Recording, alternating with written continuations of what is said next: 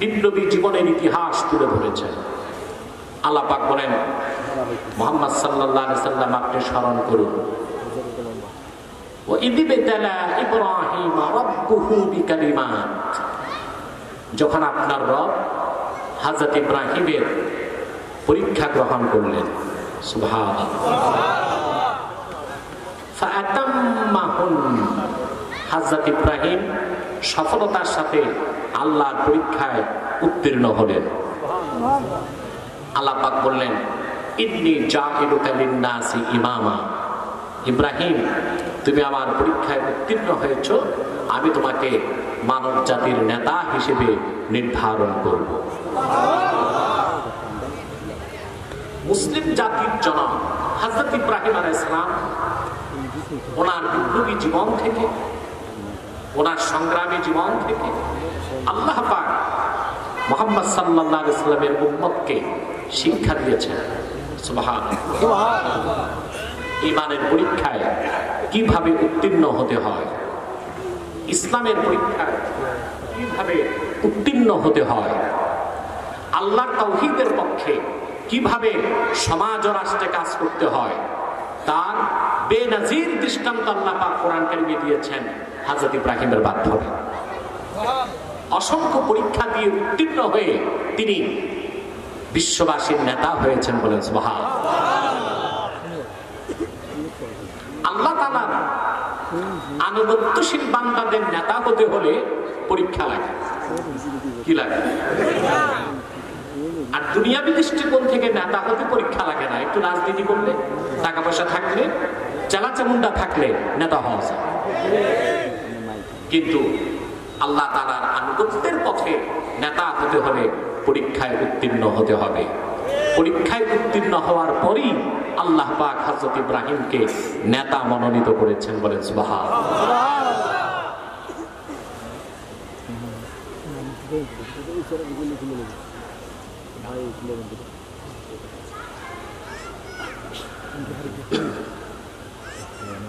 ইব্রাহিম আলাইহিস সালামের পরীক্ষাগুলো কি ছিল আমাদের জানতে ইচ্ছে করে?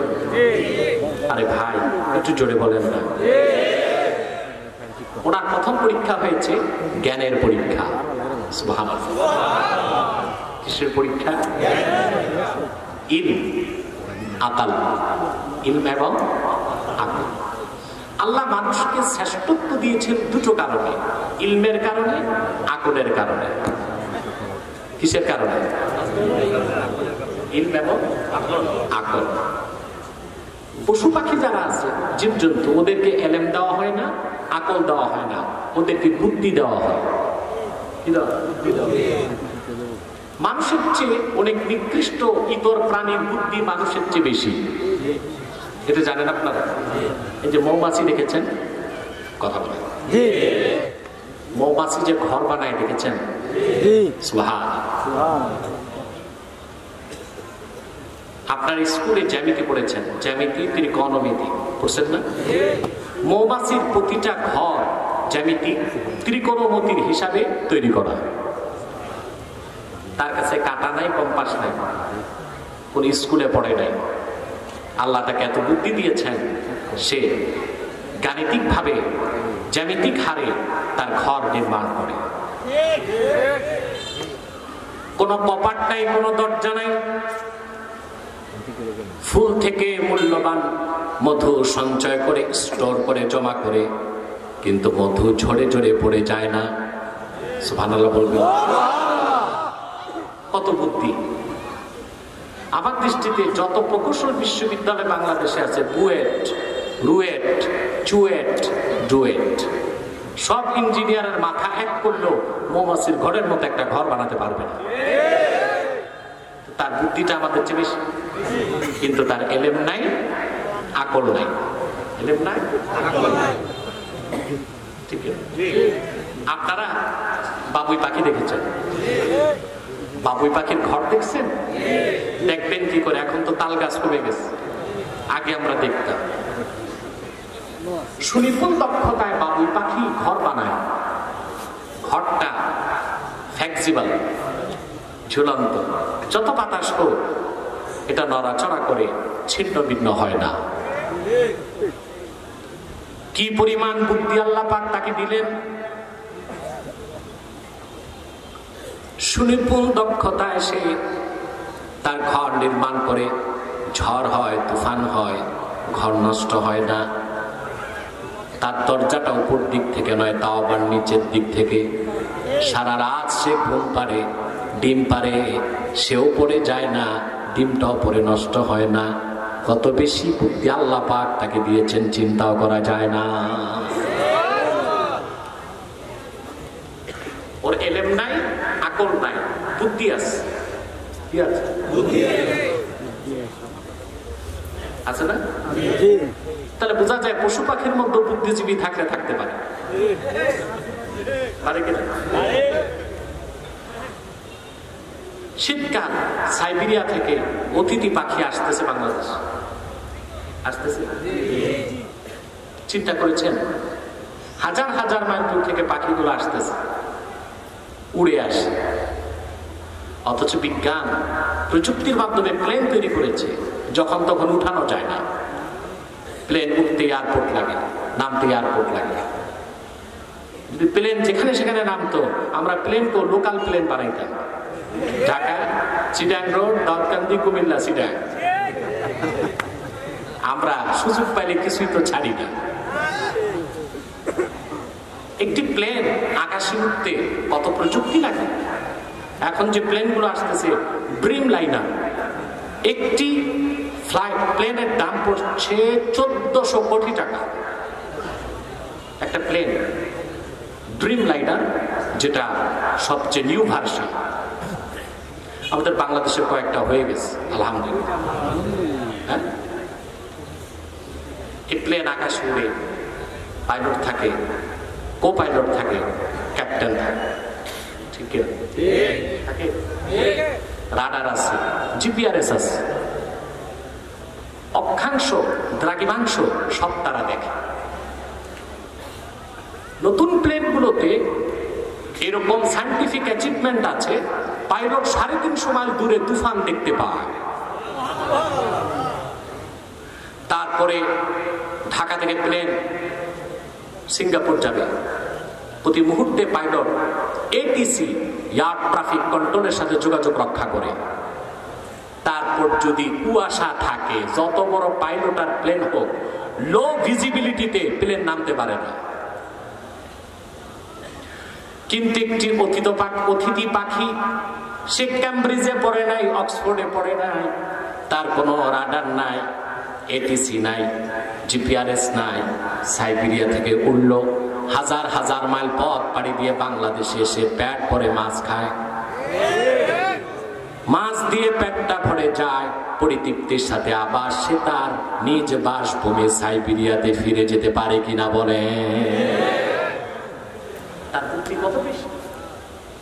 শুধু বুদ্ধি, আমি তো বলবো ওই পাখিগুলোর পাওয়ার অফ মেমোরাইজ আছে, স্মৃতিশক্তিও। তোমার দেশ চিনে কেমন করে, তো তার বুদ্ধি আছে। কি আছে? একটি পিপিলিকা, পিঁপড়া, হায়াতুল হাইওয়ানে এসেছে। একটি পিঁপড়া তার শরীরের যত ওজন, তার চেয়ে 13 গুণ বেশি ক্যারি করতে পারে। আপনার ওজন যদি 2 মণ হয়, আপনি 26 মণ বহন করতে পারবেন? হালুয়া হয়ে যাবে। ঠিক পিঁপড়াকে আল্লাহ যে বুদ্ধি দিয়েছেন, টেকনোলজি দিয়েছেন, ও তার শরীরের ওজন থেকে 13 গুণ বেশি বহন করতে পারে। আপনার কাছে একটা হাতিজা, পিঁপড়ার কাছে একটা ফড়িংটা, একটা বিশাল ফড়িং একটা পিঁপড়া টেনে নিয়ে যায়। এটা দেখেই তো বিজ্ঞান ক্রেন আবিষ্কার করেছে, পিঁপড়ার প্রযুক্তি নিছে। সুবহানাল্লাহ বলতে পিঁপড়ার বুদ্ধি আছে। কিন্তু মানুষকে আল্লাহ শ্রেষ্ঠত্ব দিয়েছেন বুদ্ধির কারণে নয়, ইলম আর আকল। এবার ইব্রাহিম আলাইহিস সালামের পরীক্ষা দেখুন। একটি জটিল কথা সহজ করে বুঝাবার জন্য এত কথা বললাম। হযরত ইব্রাহিমের প্রথম পরীক্ষা হয়েছে আকলের পরীক্ষা। সুবহানাল্লাহ বলবেন। এটাকে বলা হয় আকলে সালিম, আকলে সুস্থ জ্ঞান, সুস্থ জ্ঞান। অসুস্থ না, সুস্থ জ্ঞান। তিনি, তার বাড়ি ছিল বাবেল, বর্তমান ইরাকে একটি শহর হচ্ছে বাবেল। ইতিহাসে যার নাম বেবিলন। আপনারা শুনেছেন পৃথিবীর কথা বন্ধ করতে পারবো? হ্যাঁ, ডানে ডানে। সবসময় প্রতিটি মাহফিলে কিছু মানুষ আসে ইয়াজুজ মাজুজের চরিত্রের, ঠিক আছে?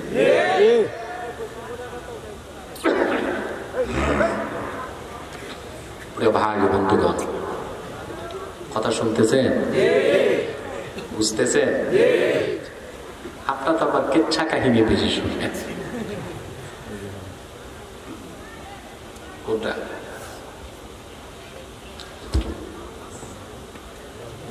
আমার প্রিয় ভাই বন্ধুগণ, ইব্রাহিম আলাইহিস সালামের বাড়ি ছিল বাবেল। কোথায়?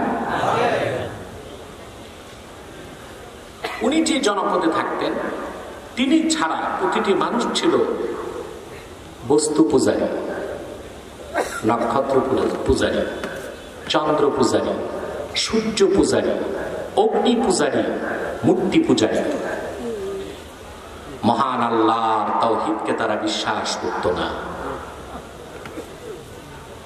হযরত ইব্রাহিম যখন বালক থেকে বালেগ হলেন, বালক থেকে বালেগ হলেন, সন্ধ্যার সময় একদিন সমস্ত পৌত্তলিকরা তার সামনে বসা। তিনি তাদের উদ্দেশ্যে কিছু কথা বললেন, ওনার আকলের পরীক্ষা দিলেন। আল্লাহ পাক বলেন, ফালাম্মা জান্না আলাইহিল লাইলু রাআ কাওকাবান ক্বালা হাদা রাব্বি ফালাম্মা আফলা ক্বালা লা উহিব্বুল আফিলিন। আল্লাহ পাক বলেন, ইব্রাহিমকে যখন রাত আচ্ছন্ন করে ফেলল, পুরা রাত হয় না, সময়টা ছিল মাগরিবের পরে এশার আগে। তিনি আকাশ পানে তাকিয়ে নক্ষত্রমালা দেখতে পেলেন, আর তিনি বললেন, হাদা রব্বি, এটা আমার রব।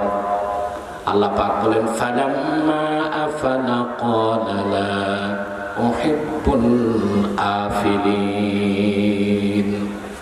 চাঁদ উদিত হবার পরে নক্ষত্র যখন ম্লান হয়ে গেল, তিনি বললেন, ম্লানশীল ক্ষয়িঞ্চু অন্য শক্তির কাছে যার দুর্বলতা প্রকাশ পায়, এমন কোন সত্তাকে ইব্রাহিম রব বলে মানতে প্রস্তুত নয়। আল্লাহ পাক বলেন, فلما رأى القمر بازغا قال هذا ربي। তারপরে ইব্রাহিম আলাইহিস সালাম পূর্ণিমার চাঁদকে দেখতে পেলেন। তিনি বললেন, এটা আমার রব, আগেরটা নয়। রাতের শেষে যখন চাঁদ ধীরে ধীরে ম্লান হয়ে গেল, তিনি বললেন, শোনো, এই চাঁদ রব হতে পারে না, এটার শক্তিও ক্ষয় হয়ে যায়। দিনের শেষে যখন সূর্য উদিত হলো, আল্লাহ পাক বলেন, ফালাম্মা রাআ আশ-শামসা বাযিগাতান ক্বালা হাযা রাব্বি হাযা আকবার। সকালবেলা তিনি যখন ভোরের সূর্য দেখলেন, তিনি বললেন, এটা আমার রব, এটা অনেক বড়। কথা বুঝতেছেন? কোরআন কারীমের আয়াত না বুঝলে কারো মনেও ওয়াসওয়াসা আসতে পারে। তাহলে কি ইব্রাহিম আলাইহিস সালাম কিছু সময়ের জন্য শিরক করছে নাকি? যখন নক্ষত্রকে রব বলেছেন, সেটা তো শিরক ছিল। চাঁদকে রব বলেছেন কিছু সময়ের জন্য, সূর্যকে রব বলেছেন কিছু সময়ের জন্য, তখন তো শিরক হয়েছে। প্রশ্ন আসতে পারে না? আল্লাহ প্রত্যেক নবী জন্মসূত্রে ছিলেন নিষ্পাপ, শিরক বা কুফর তো দূরে থাক, সামান্য একটি সগীরা গুনাহ কোন একজন নবীর দ্বারা ঘটে না। আমাদের আকীদার কিতাবে এসেছে আল আম্বিয়া হুমুল মাসুমুন, নবীগণ নিষ্পাপ। বলেন সুবহানাল্লাহ। আল আম্বিয়া মুনাজ্জাহুনা মিনাল কাবাইরি ওয়াস সাগাইর, নবীগণ সকল কবিরা সগীরা গুনাহ থেকে পবিত্র। তাহলে ব্যাখ্যা কি? বিশ্ববরেণ্য মুফাসসির হাফেজ জালালউদ্দিন সুয়ুতী রাহমাতুল্লাহি আলাইহি আয়াতের ব্যাখ্যা করতে যে লিখেছেন, ইব্রাহিম আলাইহিস সালাম যখন নক্ষত্রকে রব বলেছেন সেটা তার মনের কথা ছিল না, ওনার সামনে উপস্থিত ছিল নক্ষত্র পূজারীগণ। তাদের লক্ষ্য করে তিনি বলেছেন হাযা রাব্বি আলা জামিকুম, নক্ষত্র পূজারীরা তোমাদের ধারণা অনুযায়ী এটা আমার রব। চাঁদকে যখন বলেছেন হাযা রাব্বি, এটা তার বিশ্বাস ছিল না। তার সামনে ছিল চন্দ্র পূজারীগণ, তাদেরকে লক্ষ্য করে বলেছেন হাযা রাব্বি আলা জামিকুম, তোমাদের ধারণায় এটা আমার রব। সূর্যকে যখন বলেছেন এটা আমার রব, এটা তার বিশ্বাস না। সূর্য পূজারীদেরকে বলেছেন তোমাদের ধারণায় এটা আমার রব। দিনের শেষে যখন সূর্য ডুবে গেল, এবার তিনি ঘোষণা করলেন শোনো, এই নক্ষত্র, এই চাঁদ, এই সূর্য, এই আকাশ, এই জমিন কোনো কিছুই রব নয়, আসল রবের পরিচয়টা নাও। ইন্নী ওয়াজ্জাহাতু ওয়াজহিয়া লিল্লাযী ফাতারাস সামাওয়াতি ওয়াল আরদা হানিফান ওয়া মা আনা মিনাল মুশরিকিন। সুবহানাল্লাহ। তিনি বললেন শোনো, এই চাঁদ, এই নক্ষত্র, এই তারকা একটাও রব নয়। রবকে শোনো, ইন্নী ওয়াজ্জাহাতু ওয়াজহিয়া লিল্লাযী ফাতারাস সামাওয়াতি ওয়াল আরদা হানিফা, আমি মুখাপেক্ষী হলাম সেই মহান সত্তা যিনি চন্দ্র, সূর্য, নক্ষত্র, আকাশ, জমিন, এত উভয়ের মাঝে যা কিছু আছে সবকিছু সৃষ্টি করেছেন মহান আল্লাহ রাব্বুল আলামিন। তিনি একমাত্র আমার, তোমার, সবার রব। আকল, জ্ঞান, এই পরীক্ষায় তিনি উত্তীর্ণ হয়ে গেলেন। একটু জোরে বলেন সুবহানাল্লাহ। এবার শুরু হলো তার পরীক্ষা। আল্লাহ কোরআনে বলেছেন وَإِذْ قَالَ لَهُ رَبُّهُ أَسْلِمْ قَالَ أَسْلَمْتُ لِرَبِّ الْعَالَمِينَ। মুহাম্মদ সাল্লাল্লাহু আলাইহি ওয়াসাল্লাম স্মরণ করুন সেই সময়ের কথা। আপনার রব যখন ইব্রাহিমকে বললেন ইব্রাহিম তুমি মুসলিম হও, তিনি বললেন আমি রব্বুল আলামিনের জন্য মুসলিম হয়ে গেলাম, আত্মসমর্পণ করলাম। ইসলাম শব্দের অর্থ কি? আমরা জানি শান্তি। শান্তির আগে একটা অর্থ আছে, ওইটা বুঝি না। ইমাম ফখরুদ্দিন রাজি তাফসীরুল কবীরে লিখেছেন ইসলাম শব্দটার উৎপত্তি ওয়া আসলুহু মিনাস সিলমে হুয়াল ইনকিয়াদুজ যাহির মা শারতে ইনকিয়াদিল বাতিন। কালেমা বিশ্বাস করে, উচ্চারণ করে আল্লাহ তার রাসূলের সমস্ত বিধানকে আনুগত্যের সাথে মেনে নেওয়ার নাম হলো ইসলাম। ব্যক্তির নাম মুসলিম, ব্যক্তির নাম। তাহলে আমরা যদি এক কথায় বলি ইসলাম অর্থ শান্তি, এটা অপব্যাখ্যা। এটা কি? মূল অর্থ হলো আত্মসমর্পণ। ইসলাম কি? একটু জোরে বলেন ভাই। আনুগত্য, আত্মসমর্পণ, আনুগত্য। ঠিক। তবে আল্লাহ তার রাসূলের আনুগত্যকে বরণ করে নিলেই ইহকালে শান্তি, পরকালে শান্তি, এই অর্থে ইসলাম অর্থ শান্তি। ঠিক আছে, কিন্তু বিষয়টা ব্যাখ্যা সাপেক্ষ। ব্যাখ্যা সাপেক্ষ। ইব্রাহিম আলাইহিস সালাম জ্ঞানের পরীক্ষায় উত্তীর্ণ হলেন কিনা জোরে বলেন। আপনারা ঘুমাচ্ছেন? কে কে ঘুমান একটু দেখি হাত উঠান।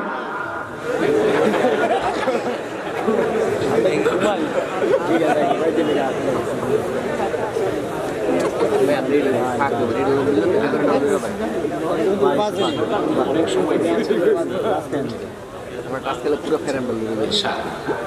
ভাই বন্ধুগণ, কথা শুনতেছে? ঘুমাচ্ছেন না তো? তবে রাত তো বেশি, যে বেশি যাদের কষ্ট তারা চলে যাওয়ার অনুমতি আছে আপনাদের মধ্যে।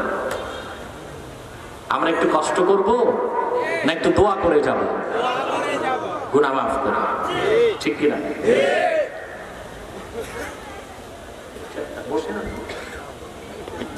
বসতে চারটা সময়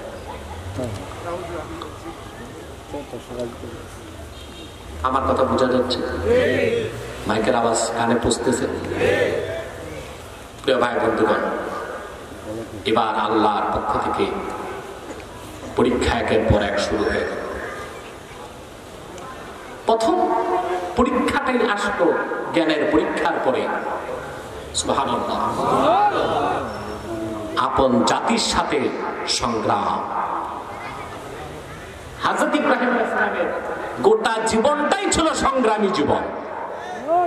আল্লাহ পাক ডাক দিয়ে বলেন, ইব্রাহিম, আমার পরিচয় তুমি পেয়েছো, এবার আমার একত্বের কথা, তাওহীদের কথা তোমার জাতিকে শোনাও।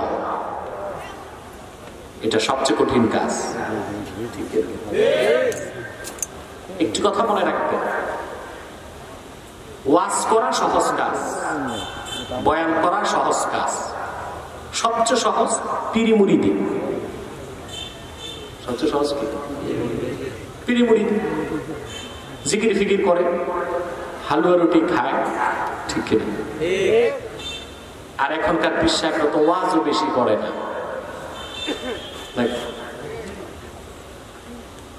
কিন্তু কোন মানুষ যদি আল্লাহর তাওহীদের দাওয়াত দেয়, তাকে ধৈর্যের পরীক্ষায়, ঈমানের পরীক্ষায় উত্তীর্ণ হতেই হয়। ইব্রাহিম আলাইহিস সালামের উপর মহা পরীক্ষা আসলো। আল্লাহ বলেন, ইব্রাহিম, আমার তাওহীদ একত্বের দাওয়াত তোমার জনপদে ছড়াও, সবাইকে দাও। আল্লাহ পাক কোরআন কারীমে বলেছেন, إذ قال لأبيه وقومه ما هذه التماثيل التي أنتم لها عاكفون। হযরত ইব্রাহিম ওরা কওমকে, জাতিকে, চাচাকে, বাবাকে, সবাইকে ডেকে বললেন, তোমরা এই যে হাতে বানানো মূর্তি প্রতিকৃতির ইবাদত করো, এগুলো কি, কেন করো? এগুলোর ইবাদত করো কেন? মহান আল্লাহর ইবাদত বাদ দিয়ে? জাতি একটা জবাব দিয়েছে, ক্বালু ওয়াজাদনা আবা'ানা লাহা আবিদিন। এসব প্রতিকৃতি, প্রতিচ্ছবি, প্রতিবার ইবাদত করি, কোন দলিল নাই, একটাই দলিল, বাপ দাদা করেছে, আমরাও করি।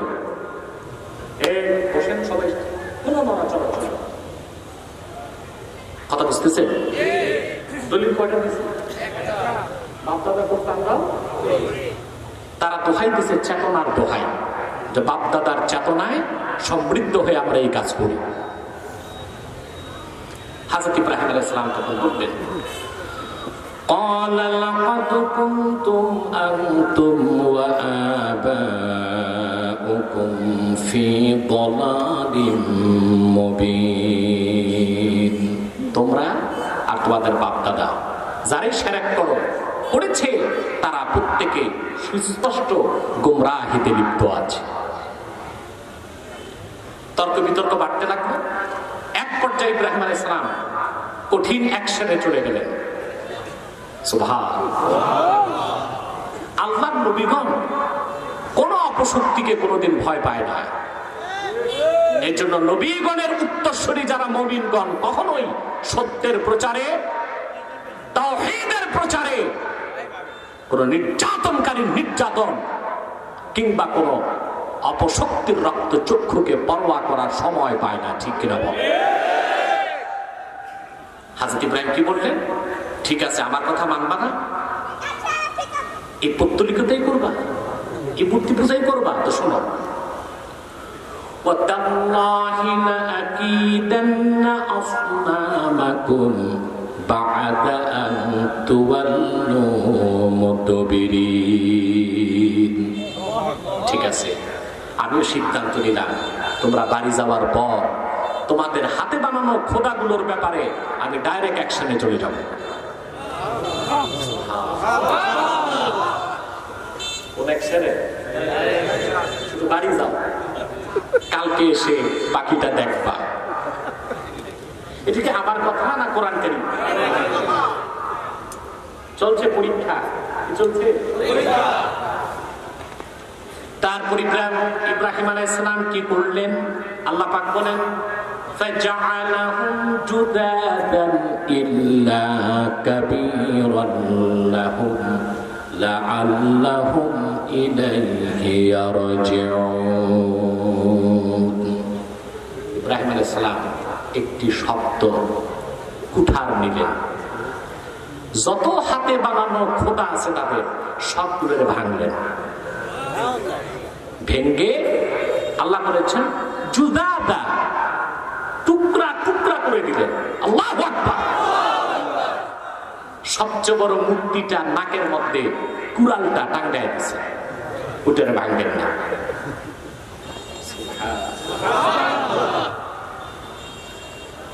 সকালবেলা সব আসছে, সব এসে দেখে হইছে সর্বনাশ।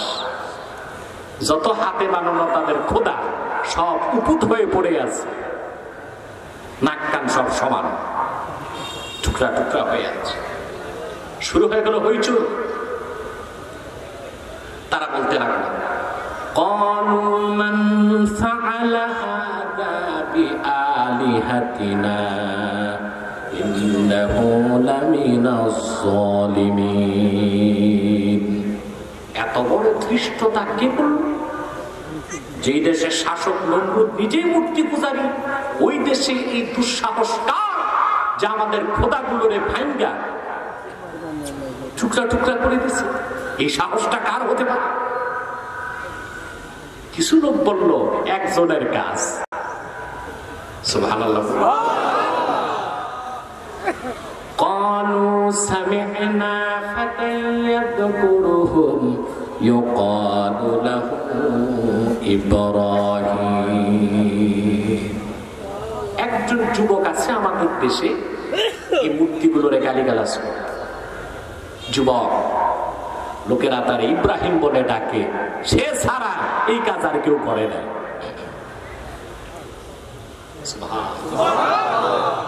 গোটা জাতি শিরকে লিপ্ত, গোটা জাতি পৌত্তলিকতায় লিপ্ত, আর একমাত্র ইব্রাহিম আলাইহিস সালাম তাওহীদের দৌলত সিনায় নিয়ে সংগ্রাম শুরু করে দিলেন। এর চেয়ে বড় পরীক্ষা কিছু হতে পারে? কথা বলে না।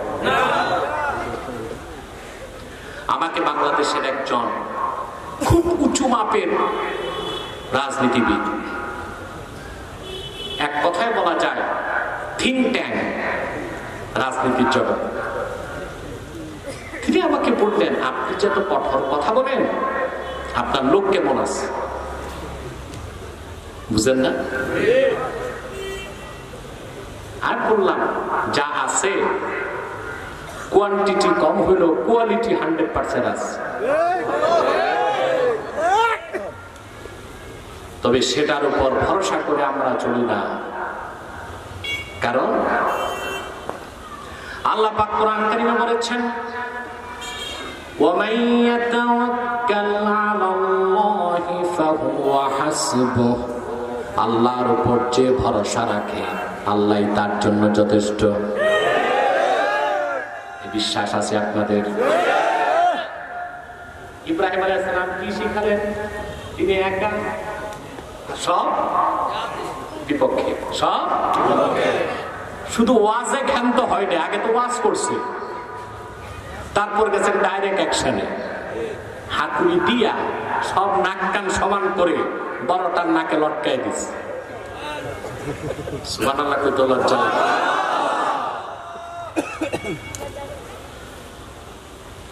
প্রকাশ প্রকাশ পেয়ে গেল এই কাজ করেছেন ইব্রাহিম। কে করেছেন?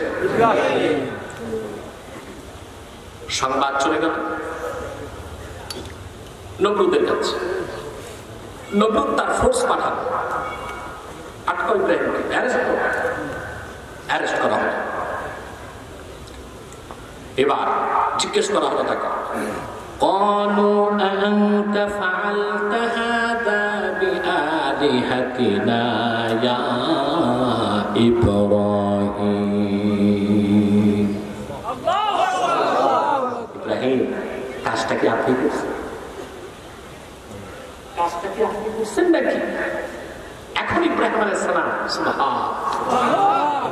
যদি বলেন না আমি করি নাই, তাহলে হবে মিথ্যা। আর যদি বলেন করেছি, তো মিশন বাকি থাকতেই কাজ শেষ। দুই দিক সমস্যা। কিন্তু আল্লাহর প্রত্যেক নবী চরিত্রের সর্বোচ্চ মানদণ্ডে উত্তীর্ণ ছিলেন। বিপদের চরম মুহূর্তেও তারা একটি শব্দ মিথ্যা উচ্চারণ করেন না। তিনি তাওরিয়া করলেন। কি করলেন? তাওরিয়া কি জানেন? তাওরিয়া হলো আল্লাযী, কথা তিন প্রকার। কয় প্রকার? ওদের মাইক সবসময় খারাপ থাকে, কথা আমার খুব বিরক্ত লাগছে। আমার ওয়াজ আমি শুনি না, স্টেজে আওয়াজ। আলিপুরার মাইক ছিল এক নম্বর, খুব সুন্দর আওয়াজ। ওটা তো সেটিং করতে হবে সেভাবে। বাইরের আওয়াজ দরকার কি? যারা আসে না তাদের ওয়াজ শোনানোর টাকা পড়ছে আমাদের। ভিতরের আওয়াজ ঠিক করতে হবে। বিল্ডিং এর দিক থেকে সব ভাগ ঘুরিয়ে দিলে আমাদের তো বাইরে ওয়াজ শোনানোর দরকার আছে। যারা আসছে তারা যে আসে না তার আমরা টিকা দেখি তার কাছে ওয়াজ পৌঁছাবো।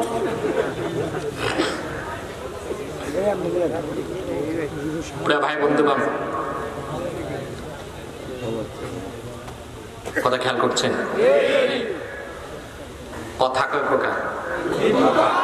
সিদক, সত্য, কাযিব, মিথ্যা, মাঝখানে তাওরিয়া।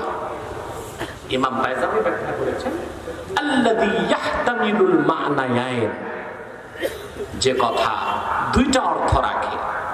আসল অর্থ মনে থাকে, বাঁচার জন্য আরেক অর্থ থাকে। এটা মিথ্যা নয়। আল্লাহ মানুষকে বিপদে বাঁচার জন্য এটা জায়েজ করে দিয়েছে।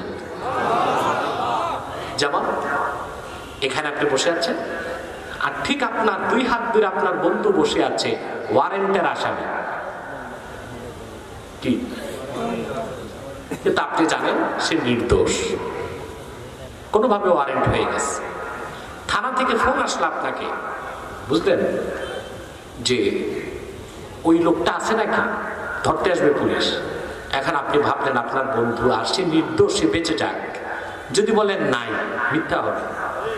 যদি বলেন আছে, বিপদে পড়বে, আপনি তাওরিয়া করবেন, একটু দূরে আস, মনে আছে দুই হাত দূরে, সে বুঝলো অনেক দূরে, লোকটা বেঁচে গেল, এটা তাওরিয়া। কি আল্লাহ যদি তাওরিয়া না রাখতেন, আমরা বিপদে পড়তেন আপনারা বউয়ের কাছে।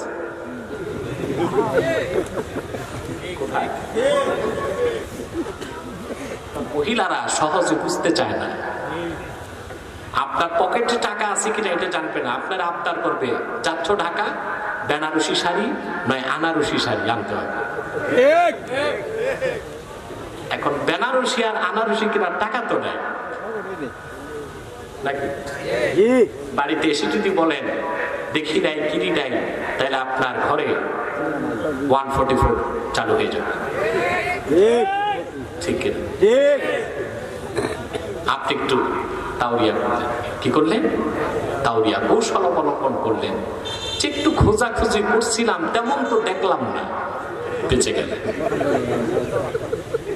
ঠিক কিনা? আমার ভাইয়েরা, হযরত ইব্রাহিম আলাইহিস সালাম সরাসরি কথাটা না বলে তিনি কৌশল অবলম্বন করলেন, তাওরিয়া করে বললেন, ক্বালা বাল ফাআলাহু কাবীরুহুম হাদা ফাসআলুহুম ইন কানু ইয়ানতিকুন। যে করছে এখানেই আছে, সবার চেয়ে বড় যে সে করছে, মনে মনে আমি ইব্রাহিম নবী, আমার চেয়ে বড় আবার কে? আর বুঝাইলেন ওদেরকে, বড় যে মূর্তিটা যার নাকে কুড়াল টাঙ্গানো, এটারে জিজ্ঞেস করো, যদি সে কথা বলে আর তোমরা কথা বলতে পারো।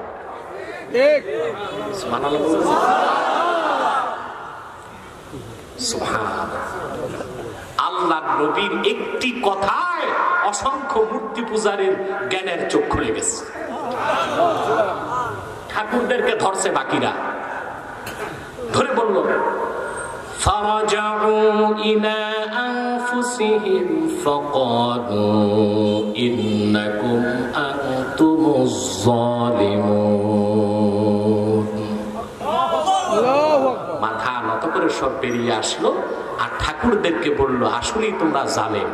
যে খোদা কথা বলতে পারে না, কথা নাক কান ভাঙলে বাধা দিতে পারে না, এইরকম খোদা নামের বেহুদার পূজা করার দরকারটা কি? ইব্রাহিমই তো ঠিক আছে।